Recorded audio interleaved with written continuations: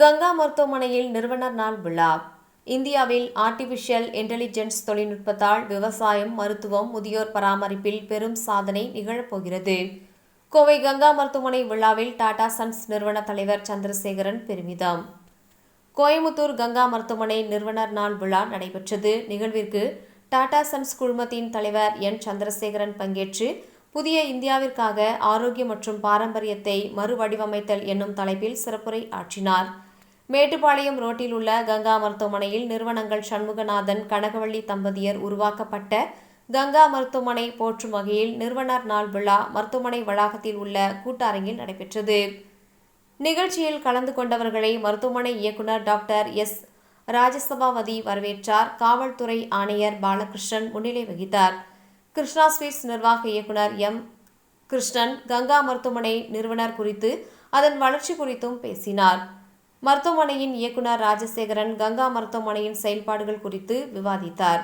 நிகழ்ச்சியில் சிறப்பு விருந்தினராக டாடா சன்ஸ் நிறுவனத்தின் தலைவர் என் சந்திரசேகரன் பங்கேற்று பேசியதாவது: நாட்டில் ஆர்டிபிஷியல் இன்டெலிஜென்ட் துறை வேகமாக வளர்ச்சி பெற்று வருகிறது.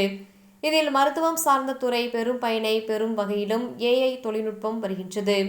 வரும் 2050ஆம் ஆண்டில் உலகில் அதிக முதியோர் உள்ள நாடாக இந்தியா இருக்கும். இந்த முதியோர்களுக்கு தேவையான வசதி வாய்ப்புகளை ஆர்டிபிஷியல் இன்டெலிஜென்ஸ் துறை மூலம் ஈடு செய்யலாம்.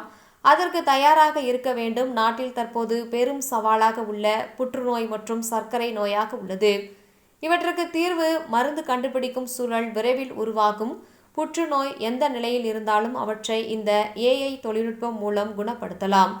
விவசாயத்துறையில் அதிகமாக மகசூல் பெற ஒரே பயிர்களை பயிரிட்டு விலை குறையும் சூழ்நிலையும் வீணாக்கும் சூழ்நிலையும் புதிய தொழில்நுட்பங்கள் மாற்றியமைக்கும் காலநிலைக்கு ஏற்ற விளைபொருட்களை உற்பத்தி செய்ய அரசுடன் சேர்ந்து AI தொழில்நுட்பமும் வருங்காலத்தில் வரும் என்று கூறினார். நிகழ்ச்சியில் நிறுவன நாள் குறித்த நினைவு பதக்கங்களை கங்கா மருத்துவமனையின் இயக்குநர் டாடா குழும தலைவருக்கு வழங்கி கௌரவித்தனர்.